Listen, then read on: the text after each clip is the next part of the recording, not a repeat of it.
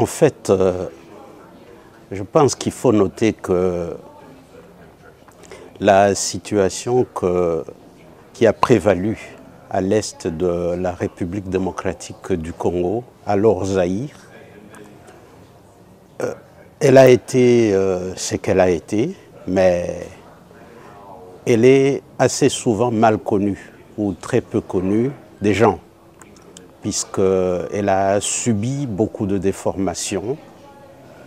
Il y a une façon de voir les choses que les gens voulaient, et c'est cette façon-là qui a été présentée. Mais pour nous qui étions sur place, nous avons vécu les choses autrement. Et je vais essayer de vous dire comment. En fait, il y a les réfugiés qui arrivent. Je ne vais pas revenir sur la situation prévalente au Rwanda, où le président Habyarimana est amené à négocier avec le FPR. Évidemment, il ne veut pas de ces négociations-là, le président Kagame, avec son FPR.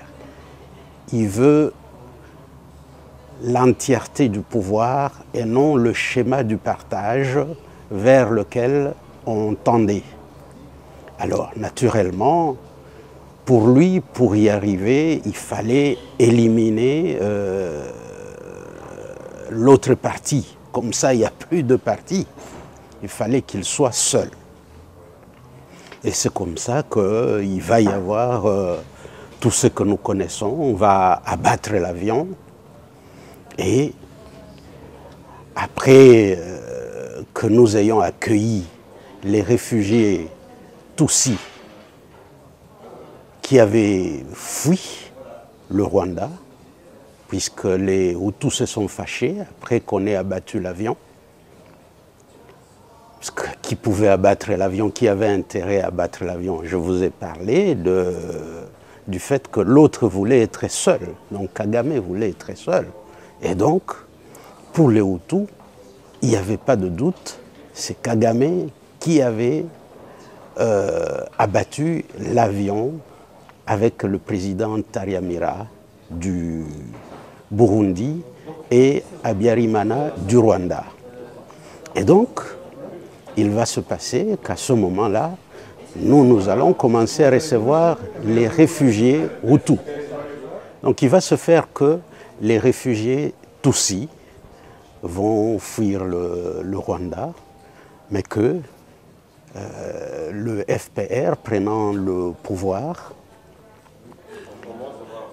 les Tutsis se sentant sécurisés au Rwanda et commençant à avoir peur des Hutus qui ont commencé à arriver au Congo, les Tutsis vont repartir chez eux au Rwanda, en jetant d'ailleurs les cartes d'identité qu'ils avaient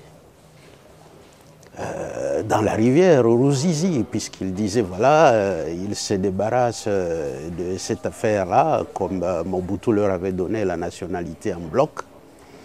Ils n'en voulaient plus, ils ont jeté leurs cartes d'identité dans la rivière Ruzizi. Une fois rentrés chez eux, les autres arrivés au Congo, les Hutus ont cru que ça n'allait pas durer longtemps, que compte tenu du nombre, ils étaient plus d'1 million. Ils pensaient que ce facteur allait jouer sur la communauté internationale qui allait les aider à rentrer chez eux. Malheureusement, tel ne fut pas le cas, et il se fera donc que eux-mêmes vont commencer à penser comment rentrer chez eux. Et naturellement, il n'y avait pas de façon, hein, puisque connaissant Kagame, après l'avoir observé, c'est quelqu'un qui ne croit qu'aux arts. Il tenait beaucoup à montrer qu'il avait amené la sécurité et le pouvoir s'est mis à réclamer qu'on éloigne les réfugiés des frontières. Vous savez, les normes des Nations Unies prévoient quand même que les réfugiés soient à plusieurs dizaines, une soixantaine de kilomètres idéalement de la frontière pour qu'ils ne constituent pas une menace pour leur pays. Bon, Mobutu a été d'accord avec ça, mais il y avait des préalables. Il fallait rendre viables les endroits, les sites où ces réfugiés devaient être retirés. Mais cela n'a jamais été fait puisque la communauté internationale a traîné les pieds, n'a pas donné les moyens, il n'y avait pas de volonté, quoi. On disait oui, mais on ne voyait pas les choses se faire. Et quand tout ça a traîné, Kagame, il est passé à la vitesse supérieure et il n'est pas seul, je crois. Il y avait tout un monde avec lui.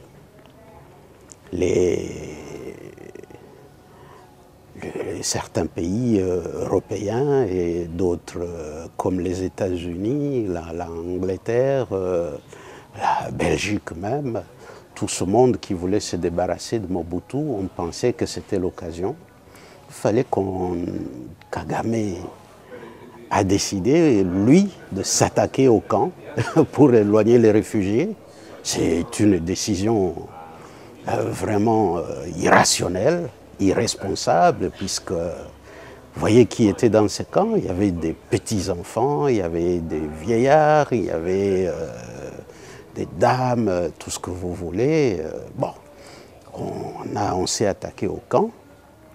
Ces gens, ils ont été dispersés, et pour la plupart, ils ont été tués, tout simplement. Vous vous souviendrez que à Tingi, par exemple, il y a eu 300 000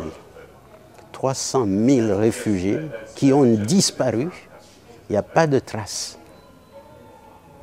Je pense que c'est des choses, des atrocités qu'on ne sait pas trop souligner, mais bon, c'est arrivé, quoi. Et donc, d'une part, il y a eu ce problème des réfugiés, mais d'autre part, il y a Kabila, Laurent Désiré, qui se fait recruter par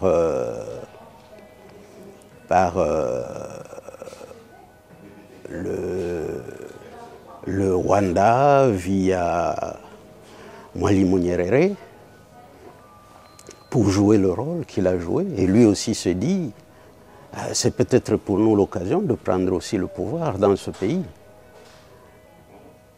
Et donc, vous aviez les Kengo qui étaient au pouvoir à Kinshasa, qui se disaient, mais comme Mobutu est malade, et lui le savait très bien, c'est peut-être aussi l'occasion de prendre le pouvoir. Donc, je dis ça pour souligner tout simplement qu'il y avait plusieurs agendas et qui ne se rencontraient pas nécessairement, mais où la seule relation, c'était le fait que tout concourait à favoriser les violences dans la région.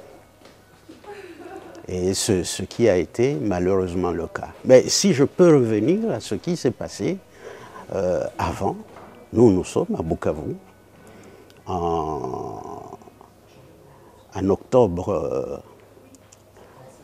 en août-septembre 1996. Et là, il se fait que nous ne recevons pas d'instructions de Kinshasa. Régulièrement, Kagame, qui était en train d'essayer de voir quelle était la capacité de répondre de l'armée congolaise, il lance des petites bombes, sur des îles qui sont sur le lac Kivu, des fois sur la ville de Bukavu. Il a bombardé plus d'une fois la ville de Bukavu. Il a bombardé les escarpements de Ngomo. C'était pour voir si l'armée pouvait réagir. Et je pense qu'il a constaté que l'armée ne réagissait pas comme il se doit et que donc il y avait moyen d'aller plus loin. Et c'est ce qu'il a fait. Il va donc passer par l'AFDEL qui sera constitué plus tard. Il va passer par Kabila, Laurent Désiré, pour donner l'impression que c'était une guerre zaïro-zaïroise ou congolo-congolaise, quoi. Alors que c'était en fait les forces spéciales de l'armée rwandaise qui étaient sur le terrain. Ce qui était encore une fois quelque chose que personne ne devait accepter, mais présenté tel quel, ça mettait les pays occidentaux à l'aise. Alors ils sont venus, ils ont fait ce qu'ils ont fait, nous étions abandonnés. Avec Monseigneur Monziwa, d'heureuse mémoire, nous avons essayé de faire ce qu'on pouvait faire localement, sans l'appui de Kinshasa, encourager la population, essayer d'inciter la population à rester un peu calme et à s'organiser quand même pour ne pas se faire attraper comme des rats. Mais ça n'a pas été facile. Mais quand on joue ce rôle-là de mobiliser la population, évidemment, ça met certaines personnes mal à l'aise. Et c'est ce qui fut le cas avec Kinshasa, avec l'Occident, ici. Et personnellement, donc, quand on verra ce qui se passait à Lemera notamment, où on venait de... Les Banyamulenge, soi-disant, venaient d'attaquer l'hôpital, de tuer des malades dans les lits. Ils ont tué un colonel qui était logé non loin de l'hôpital et d'autres personnes. J'ai décidé personnellement, au niveau local, d'organiser une petite conférence de presse. J'ai invité quelques journalistes qui étaient dans la région. Et là, le 8 octobre 1996, j'ai expliqué à la population ce qui se passait. J'ai dit que nous étions victimes d'une agression par l'armée rwandaise et qu'on n'allait pas se laisser faire. J'ai profité du fait que le général Elouki, qui était chef d'état-major général de l'armée zaïroise à l'époque, était de passage à Bukavu. Je lui ai expliqué ce qu'il y avait. Il m'a encouragé à tenir cette conférence. C'était un peu aussi pour faire une sorte de guerre psychologique ou médiatique, dire que nous n'allons pas nous laisser faire.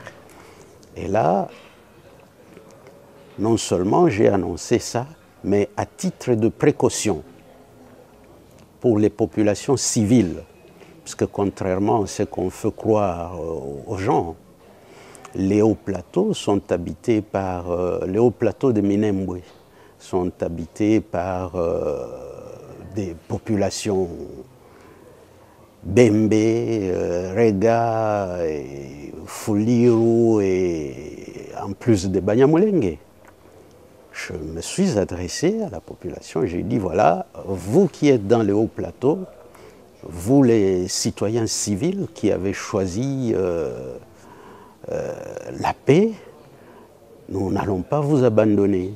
Nous allons mettre en place un couloir humanitaire, un corridor humanitaire par lequel nous allons vous donner l'occasion de partir des hauts plateaux pour que vous vous retrouviez à Nundu, à Mboko et à Kazimia, où on va vous ouvrir des centres, où vous pourrez être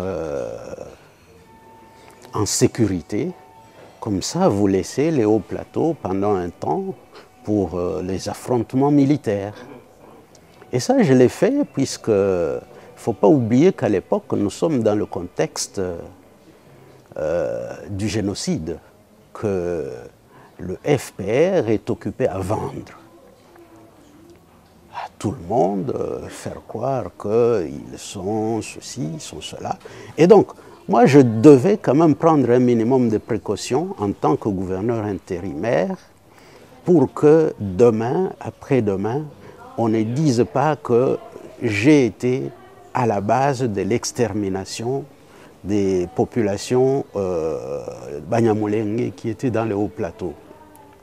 Une petite parenthèse, parce qu'il y a des petites choses qu'on ne voit pas toujours. À l'époque, les Ruimbika Muller et les autres Banyamulenge, ils sont occupés à dire qu'ils sont 450 000, 250 000 Banyamulenge dans les hauts plateaux. Alors que tout le monde sait que c'est une population qui ne dépasse pas 50 000 habitants. Et là, tout de suite, quand nous autres on analysait, on comprenait que, en définitive, c'est qu'on voulait faire porter à la République du Zaïre, à Mobutu, et donc accessoirement aussi à nous tous, demain, c'était le fait qu'on avait exterminé la différence entre les 250, 450 000 et les 50 000. C'est ça le nombre qu'on allait mettre sur notre compte. Et donc, personnellement, après discussion avec quelques amis de quelques organisations de droits de l'homme, notamment le groupe Jérémie, notamment Héritier de la Justice, j'avais décidé cette idée-là de corridor humanitaire pour que les civils ne soient pas concernés par la guerre. Et là, je me souviens qu'un journaliste m'a posé la question de savoir si le Congo avait, le Zaïre à l'époque, avait la politique, avait les moyens de sa politique que j'évoquais là. Je lui ai dit, ne vous en faites pas, je crois qu'il ne faut pas vous faire des illusions. Vous savez que ceux qui vendent les armes ne sont pas congolais. Vous pouvez aller demander en Israël, vous connaissez les relations entre Israël et les États-Unis, vous pouvez aller demander en France, en Belgique, tous ces vendeurs d'armes, ils savent quelles armes ils ont vendues à ce pays. J'ai souligné qu'il y a quelque temps, le Congo-Brazzaville avait voulu déranger Kinshasa, et ce sont ces mêmes pays qui avaient vendu les armes, qui avaient prévenu le Congo de faire attention, puisque leur avait-il dit, Mobutu avait la possibilité d'effacer Brazzaville de la carte de l'Afrique, sans bouger de Kinshasa. Et donc j'ai dit tout ça à la population, aux journalistes.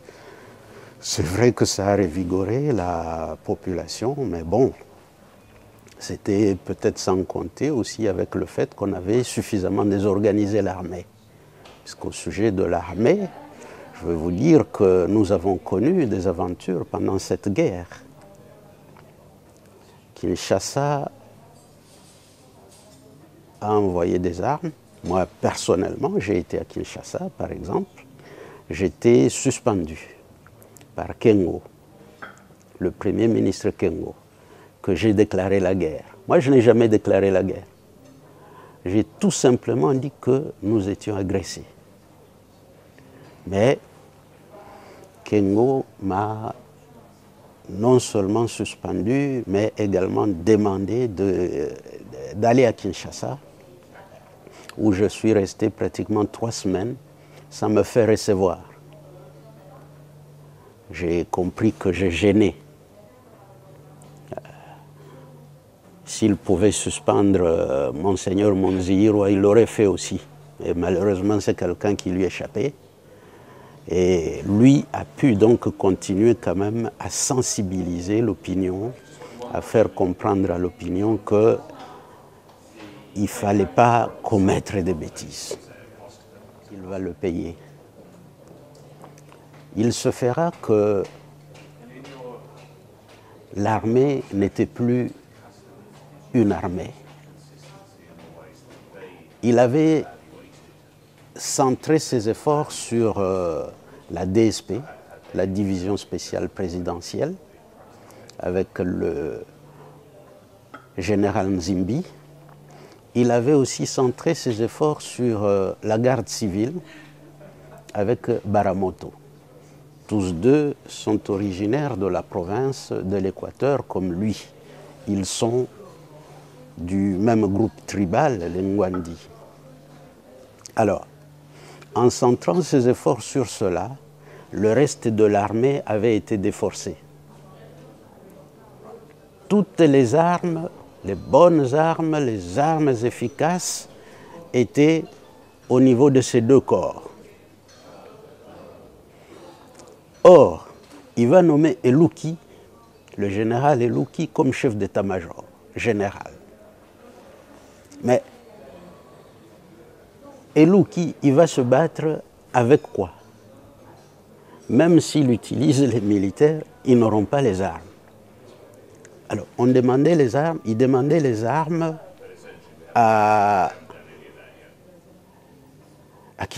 aux deux corps qui les avaient. Et là, on ne lui donnait pas les armes.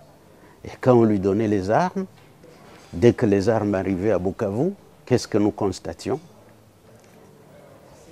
Les chargeurs ne correspondaient pas aux armes qu'on envoyait. Donc ça ne pouvait pas opérer.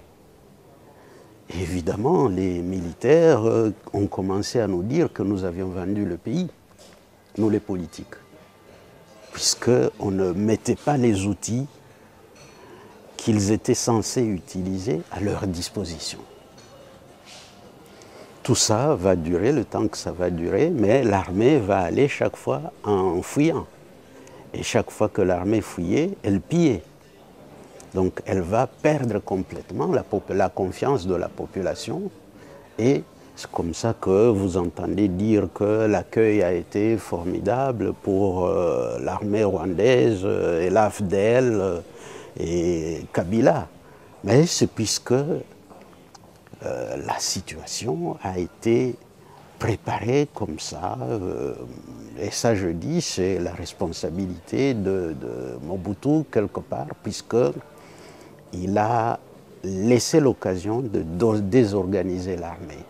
Alors, évidemment, il faut ajouter à ça le fait que les autres avaient beaucoup de moyens. Et que quand ils venaient, ils corrompaient des officiers et même des militaires simples. Et que tout ça combiné leur facilitait la tâche et les gens étaient obligés de fuir. Voilà un peu le contexte dans lequel la guerre, la situation de guerre survient. Est-ce qu'on comprenait à l'époque la vraie raison du Rwanda, ou est-ce qu'on pensait vraiment que pour le Rwanda c'était une question de sécurité de ses frontières? Vous savez, moi j'ai la conviction que les agendas aussi ont évolué. On dit souvent que l'appétit vient en mangeant. Et là, je crois qu'au début, le Rwanda ne vise pas nécessairement les richesses de la République démocratique du Congo, République du Zaïre à l'époque. Le Rwanda voit l'extermination de ces réfugiés pour que ces réfugiés ne viennent plus le déranger. Mais il y a ceux qui financent et qui ont des analystes qui voyaient déjà cet aspect-là naturellement, sinon les minerais n'auraient pas été volés aussi facilement qu'ils l'ont été, hein, puisque tout de suite, ils se sont attaqués au stock de la Sominki, par exemple, où ils ont récupéré du coltan, ils ont récupéré l'or, et là, ils allaient tout droit vers certaines maisons. Et donc, il y avait quand même déjà tout ça au début. Mais je pense que pour ce qui nous concerne, nous, localement, on ne voyait pas tous ces aspects au début. C'est avec le temps qu'on a compris que l'objectif c'était ça, qu'il fallait récupérer là-bas, puisqu'on a vu qu'on a commencé à démonter des petites usines et les amener de l'autre côté de la frontière. On a vu que des véhicules pouvaient être chargés sur des avions et partir carrément par l'eau vers l'autre côté. Et donc, l'aspect matériel, c'est quelque chose que nous avons vu après. Mais bon, il faut aussi avouer que c'est un peu par naïveté de notre part, hein, puisque les réfugiés rwandais qui étaient venus chez nous, les Hutus, ils étaient venus avec des hélicoptères, ils étaient venus avec des véhicules, ils étaient venus même avec le contenu de la banque centrale.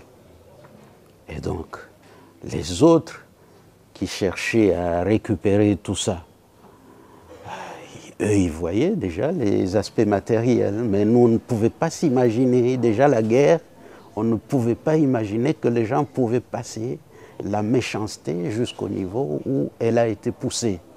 D'autant plus que ce sont les gens que nous avons accueillis en 1959. Il y a eu ce qu'il y a eu au Rwanda. Nous avons accueilli les réfugiés, Tutsis. Nous les avons bien gardés chez nous. Ils se sont préparés. D'ailleurs, ceux qui sont allés attaquer le Rwanda au niveau de l'APR, nous avons appris par la suite que c'était la descendance, c'était les descendants des Tutsis de 1959, des réfugiés de 1959 notamment. Et que tout le temps qu'ils étaient chez nous, ils cotisaient pour préparer la guerre, la guerre des années 90, la guerre de l'APR, quoi. Mais personnellement, j'ai toujours pensé que chaque parti avait sa part de l'agenda. Kabila voyait le pouvoir du côté congolais. C'était l'occasion rêvée pour lui. Il avait le soutien de l'Occident, il avait le soutien du Rwanda, de l'Ouganda. Kagame, il voyait comment il allait éloigner les Hutus, les exterminer, les mettre en débandade. Comme ça, il avait le temps d'asseoir son pouvoir chez lui. Et les Occidentaux, bon, le débarras de Mobutu qui ne leur servait plus à rien et qui les gênait un peu.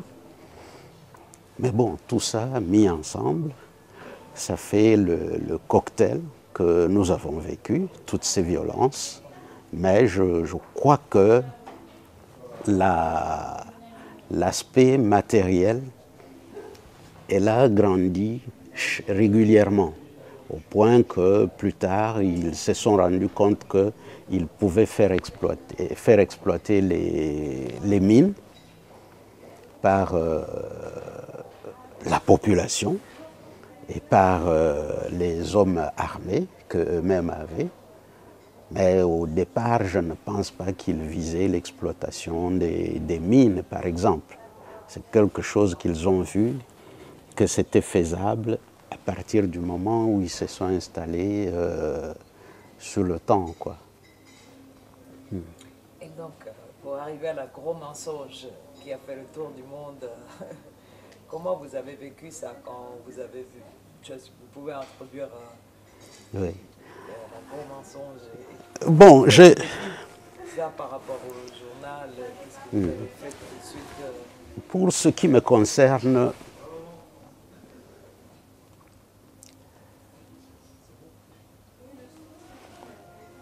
il n'y a pas deux façons de voir les choses. Comme je vous ai dit, j'ai convié des journalistes à Bukavu. Et donc le 8 octobre, j'ai fait une conférence de presse où j'ai exposé la situation.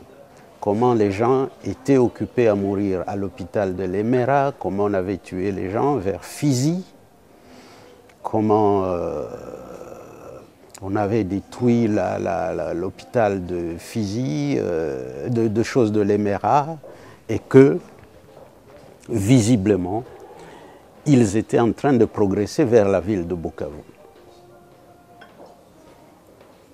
J'ai pensé que c'était une attitude responsable, puisque, vous savez, la population, quand elle n'est pas prévenue, elle peut mourir bêtement.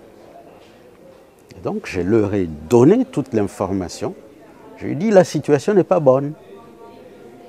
Nous essayons de faire ce que nous pouvons, mais nous estimons qu'en tant que responsables, nous avons le devoir de vous donner toute l'information pour que celui qui peut s'organiser pour aller vers son village ou pour éloigner l'un ou l'autre enfant, qu'il ait le temps de le faire.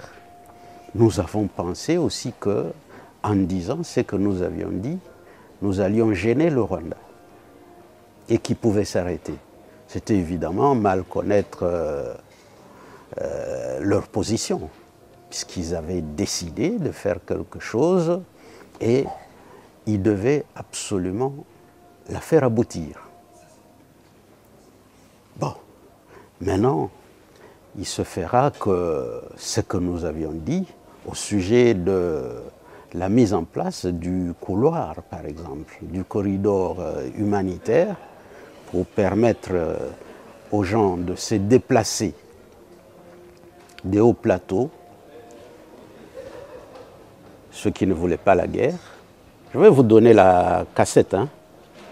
Je vais vous donner la cassette, comme ça vous allez suivre vous allez suivre vous-même ce que j'avais dit. Eux, qu'est-ce qu'ils ont voulu? Ils ont tout fait pour me bloquer. Parce que le couloir, ça signifiait que l'idée de génocide ne tenait plus debout. Et quand ça ne tenait plus debout, ça gênait le Rwanda puisqu'il avait son agenda. Et là, évidemment, le Rwanda a fait pression sur Ruimbika Muller, qui était à ce moment-là à Bujumbura. Ils ont fait pression sur lui. Et Ruimbika a dit que moi, sur BBC, il a dit que moi, je voulais que ces Banyamulenge soient ramenés au Rwanda, que j'ai même dit qu'il fallait qu'ils rentrent au Rwanda chez eux. Mais madame, vous allez prendre la carte de la République démocratique du Congo et vous allez voir que les 3 localités vers lesquelles je disais qu'on allait drainer les populations civiles des hauts plateaux, à savoir Kazimia, Mboko, Nundu, sont 3 localités qui sont situées en territoire de Fizi. Pas à la frontière du territoire de Fizi, mais au milieu. Il y a même une mission américaine, des missionnaires, là-bas. Jusqu'aujourd'hui, vous allez voir où c'est situé. Mais quand vous suiviez les Ruimbika et compagnie, c'était comme si moi j'avais dit qu'il fallait que les populations civiles quittent les hauts plateaux pour aller dans 3 localités qui sont situées au Rwanda. Moi, je ne gérais pas le Rwanda, je gérais le Kivu, le sud Kivu. Je ne suis pas assez fou pour commencer à décider d'où des endroits où le Rwanda va mettre les réfugiés, ou ses citoyens, si ce sont ses citoyens, je ne sais pas. Ça, c'est un rôle qui appartient, à ma connaissance, au Rwanda. Mais on a voulu me diaboliser et les gens ont fermé les yeux, ils ont fermé les oreilles, ils ont pris tout ce qu'on leur a dit tel que ça leur a été présenté. Mais moi, je vous dis, mon idée était claire, permettre à ces gens d'aller vers des endroits où ils sont sécurisés sur le territoire congolais. Comme ça, quand la guerre va se passer dans le haut plateau, ils ne sont pas là. C'était ça mon objectif. Et le monsieur avait déclaré donc le contraire sur Reuters, c'était Reuters, et pas BBC ou BBC. Vous savez, je crois que on lit les choses. Hein. J'ai reçu, il y a un journaliste de l'agence Reuters qui était dans la salle quand j'ai parlé du corridor humanitaire. Évidemment, celui-là, il va dire ce que moi je dis, mais BBC, la Voix de l'Amérique, vont, en même temps qu'ils vont dire ce que leur reporter a ramené, ils vont interviewer d'autres personnes, notamment des Banyamulenge qui étaient au Rwanda et au Burundi à ce moment-là, et ceux-là vont dire ce qu'ils vont dire. C'est eux qui vont parler de cette affaire de les ramener au Rwanda. Les pauvres journalistes qui arrivaient pour la première fois au Kivu, ils ne savent pas ce que Mboko, ils ne savent pas ce que Nundu, ils ne savent pas ce que Kazimia. Mais quand on met tout ça ensemble, ça devient une sauce compliquée, et surtout quand on veut faire passer un discours, quand on a un message à faire passer, on habille. Hein.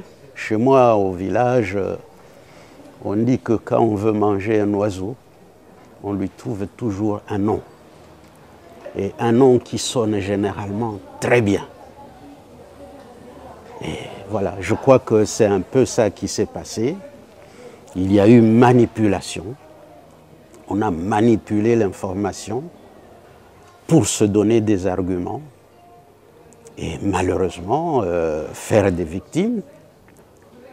Le corridor humanitaire n'a jamais été mis en place, puisque dès qu'on s'est mis à m'attaquer sur BBC, sur la Voix de l'Amérique, par plusieurs médias, naturellement, les pauvres civils sont restés dans les hauts plateaux, puisque la Croix-Rouge, le CICR,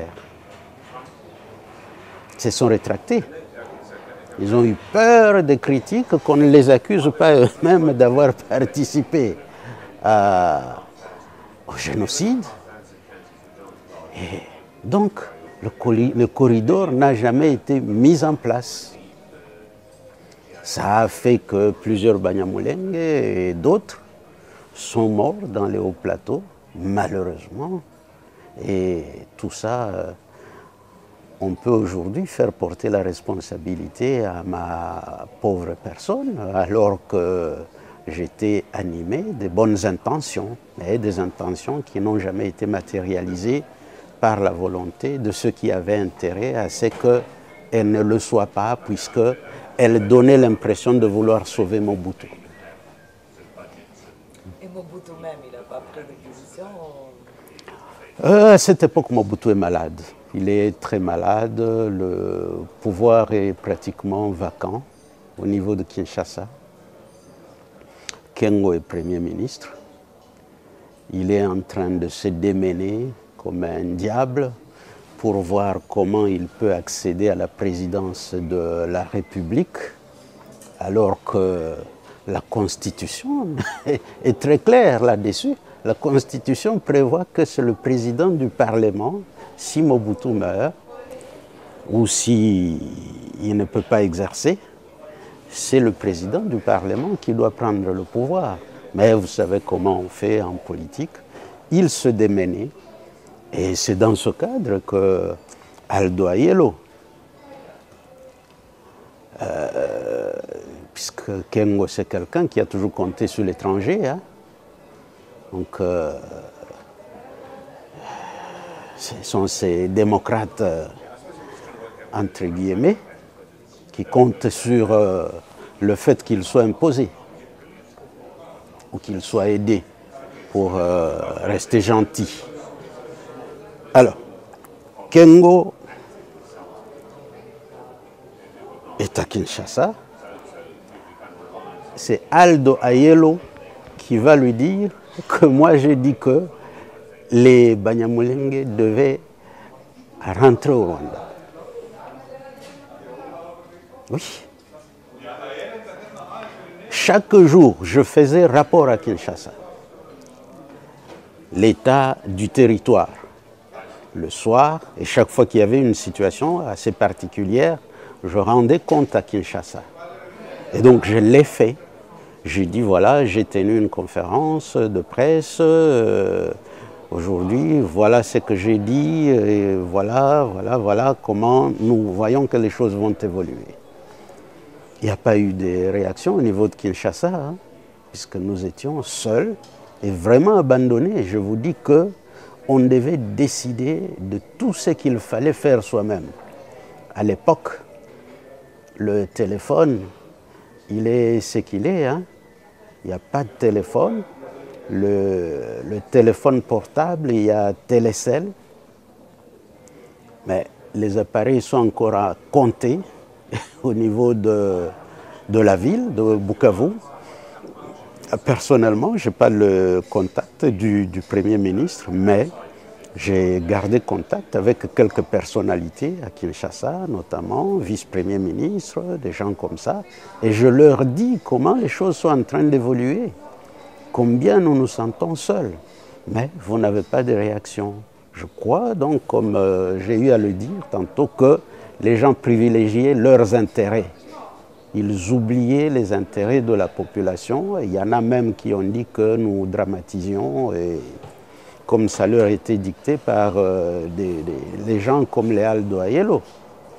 Il fallait laisser faire, comme ça les choses s'empiraient. Des attitudes comme celles que j'ai adoptées pouvaient faire que les choses ne se passent pas comme ils le voulaient. Et donc nous étions gênants. C'est comme ça qu'on va me rappeler à Kinshasa. Je vais arriver à Kinshasa et je ne serai pas reçu. Et je vous dis que je suis resté des semaines sans être reçu par ceux qui m'avaient appelé. Et je profiterai du fait que Kengo avait voyagé lui-même.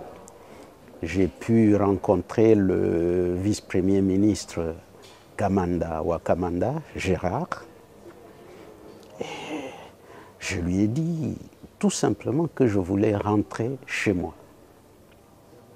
Il m'a demandé si je voulais désobéir. Je lui ai dit que ce n'était pas la désobéissance, mais je commençais à considérer que c'était irresponsable d'être loin, ne fût-ce que de ma famille biologique, à ce moment-là. Puisque je devais être là, comme ils ne réalisaient pas, eux, à Kinshasa, la gravité des choses, il fallait que je sois là, ne fût-ce que pour dire à ma famille biologique quelle direction prendre quand il le fallait. Et c'est comme ça qu'il m'a dit, c'est donc aussi grave que ça? Je lui ai dit, oui, citoyen vice-premier ministre, la situation est très grave. Et je vous dis qu'il va appeler un conseiller, il va lui dicter un message pour dire qu'il m'autorise de rentrer chez moi. Puisque je lui ai dit qu'avec ou sans fonction, moi je rentrais. Je pense qu'il a compris. Quand je lui ai dit que même sans fonction, je rentrais chez moi, il a compris que ce n'était pas que je tenais à la fonction. Il a fait un message pour dire qu'il m'autorisait de rentrer chez moi. Il m'a rétabli dans ma fonction de vice-gouverneur, quoi. Je suis parti et arrivé à Bukavu, 2 jours après, 3 jours après, la ville de Bukavu tombait. Donc c'était vraiment le temps que j'arrive. Et si je n'étais pas là, je crois que ma famille aurait connu des problèmes puisque c'est quelqu'un qui m'informe par téléphone à partir de Kinshasa qu'apparemment j'étais le dernier dans la ville. Le gouverneur titulaire qui était rentré de mission entre-temps, ce qui venait de faire une 50aine de jours à Kinshasa et en Turquie, les officiers militaires et tous les autres avaient déjà quitté la ville. Et moi, comme je vivais à la botte, je ne savais pas ce qui se passait de l'autre côté. J'étais le tout dernier. Celui-là qui est à Kinshasa, qui m'appelle, me dit « Regarde au-dessus de toi, tu vas voir qu'il y a un avion qui survole la ville. » Je sors et effectivement, je vois un avion au-dessus de la ville. C'est alors que je vais dire à ma famille de ramasser ne fût-ce qu'à manger pour qu'on aille rester à notre ferme à Bitale. Et en cours de route, les militaires nous ont tout pris. Les militaires congolais, comme je disais, ils étaient désespérés, ils étaient corrompus, ils nous ont tout pris. Véhicules, vêtements, un peu d'argent, un peu de nourriture qu'on avait, tout pris. C'est un peu comme ça que ça s'est passé. Hein.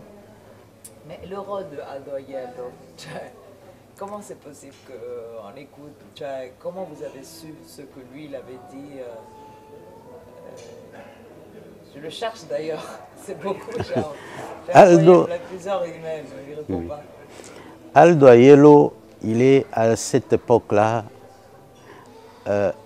envoyé spécial de l'Union européenne pour la région des Grands Lacs.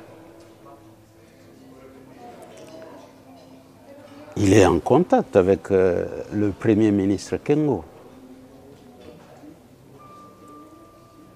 Il joue le rôle qu'il joue. Il travaille pour l'Union européenne. Je pense qu'il est tellement important qu'il n'est pas ignoré par les États-Unis, par exemple. Et donc, les États-Unis doivent l'avoir impliqué quelque part dans ce qui se faisait. Je vous ai parlé d'un monsieur Kotecha. Vous savez que Kotecha,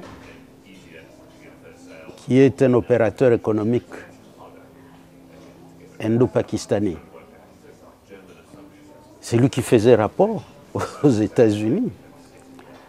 J'ai vu le mot, la communication que j'avais faite à ma conférence de presse, tel que Kotecha, qui était dans la salle, avait rapporté ça aux autres à Kinshasa. Vous savez, c'est un opérateur économique avec une formation tout à fait brouillon. Il brille dans les affaires, mais il n'a jamais fait d'études valables, quoi. Et donc même ce que tu dis, il ne sait pas le comprendre tel que tu le dis. Il transforme déjà tout ça lui-même. Et pour se faire valoir, naturellement, comme il sait, il a déjà une ligne de conduite, Ah, mais vous ne savez pas ce qu'il peut dire. Même tous ceux dont j'ai déjà parlé qui ont eu à déformer cette information, il pouvait aussi constituer sa source. Et donc c'est lui qui contacte le Premier ministre Kengo et qui l'interpelle. Comment j'ai su, c'est que c'est Aldo Ayelo qui a dit à Kengo. Kengo n'est pas passé par 3 formules. Il a fait un message. Il a appelé le ministère de l'Intérieur, duquel je dépendais. Il a dit au ministre de l'Intérieur de faire un message pour me suspendre. Et le ministre a fait un message d'ordre du Premier ministre. Vous êtes suspendu de vos fonctions de vice-gouverneur pour avoir déclaré la guerre